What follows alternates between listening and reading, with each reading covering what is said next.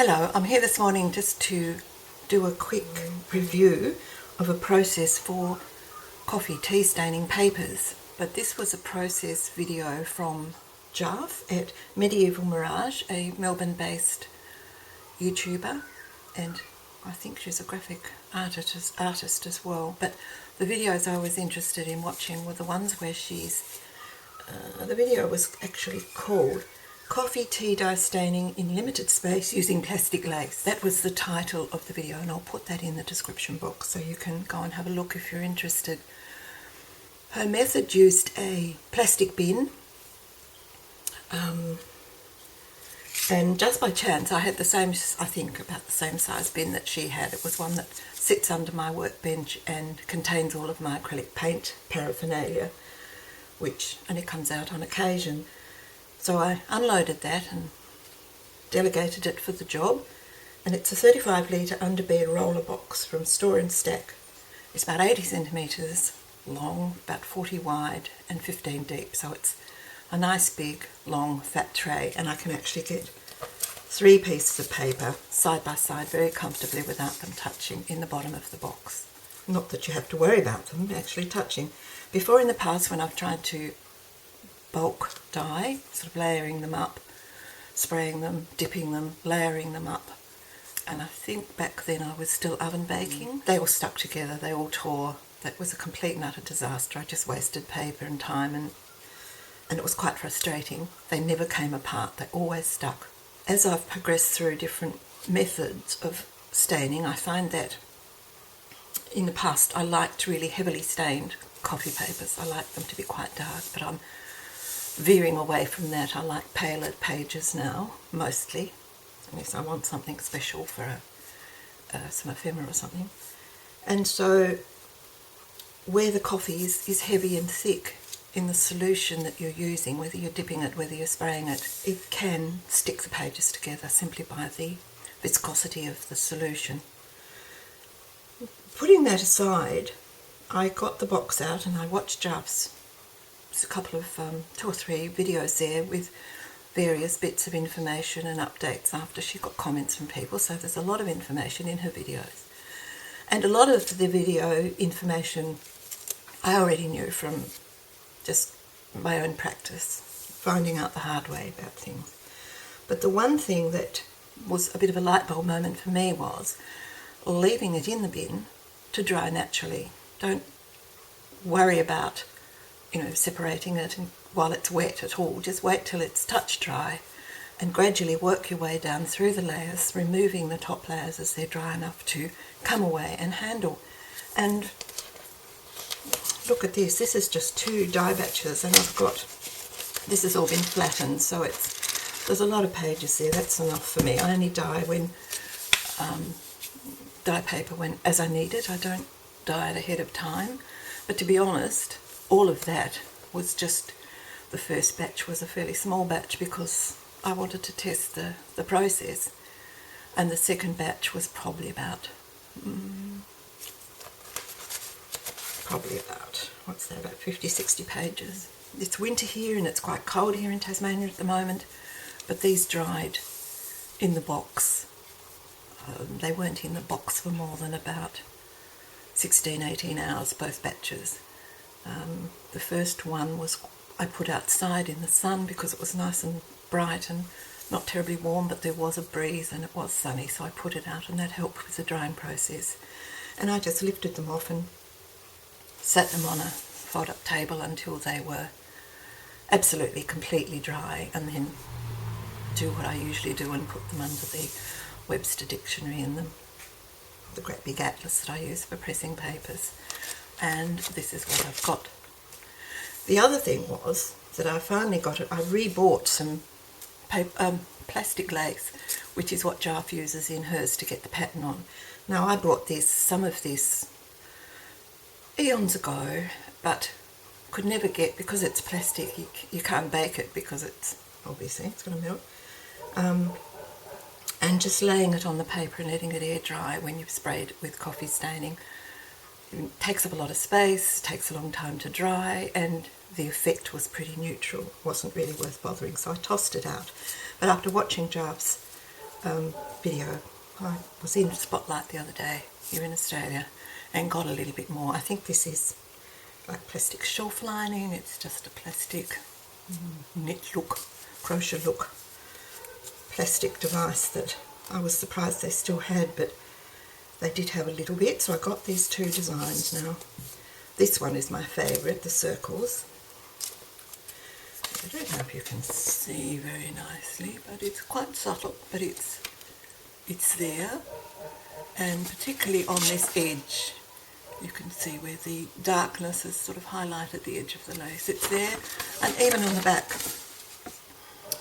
you may not be able to see that. It is quite subtle, but it's there quite nicely. So I was pleased with that. And the second one was this square one, which I don't perhaps like quite as much, but it does make a nice crochet-y looking look, sort of a doily look on the paper. And you might even be able to see that more clearly. You see the effect of that on the paper. And because that was sitting on a roundy mat beneath it, you've got the roundy one on the bottom. So I have to say the process works brilliantly. For me, the light bulb moment was the leaving it in the box to dry, or 9/10 dry, and then just peeling off each page, removing the pieces of plastic lace that are between them if you use it. As you take the paper away and expose the lace, just pull the lace away. I just throw mine into a bucket of warm soapy water and they wash up quite nicely, ready for next time. But because I don't often want paper that's patterned, I also trialled just putting sheets of paper in, because most of the time I just want blank pages. That one you can see, it had a little bit of the crochet lace exposed under the edge of the sheet of paper, and so that's come through as a bit of a pattern, but it's minimal under there too. But the rest of the paper is plain as I want them, so there might be a little bit of subtle colour but predominantly plain. Love the delicious dark edges. No need to distress stain the backs of these, they're all perfectly already done. And the colour's very good. This was I think a rooibos tea, where I've had a packet of stale tea bags that I've been putting into the brew with the coffee, and this was quite a rich colour to start with. And all of these delicious papers, and you can see there's a lot more of the plain ones there, they've got no patterning on them at all, because that's predominantly what I use. There's one that's got a lot of, and you can see where you have another sheet on the top of it. It sort of does this wonderful negative positive. So that's basically it. I just wanted to say how well it worked and how pleased I am with the process.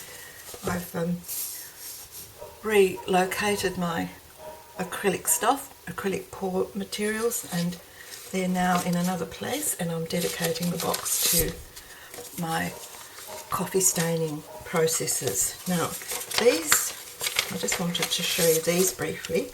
These very heavily stained pieces, which are fabulous for some ephemera, bits and pieces where you're making inserts and pockets and corners. Sometimes it's really heavily stained papers make a really nice contrast. Now these were the ones that were on the top layer of the last batch, and these were the ones that got, the only ones that got some damage.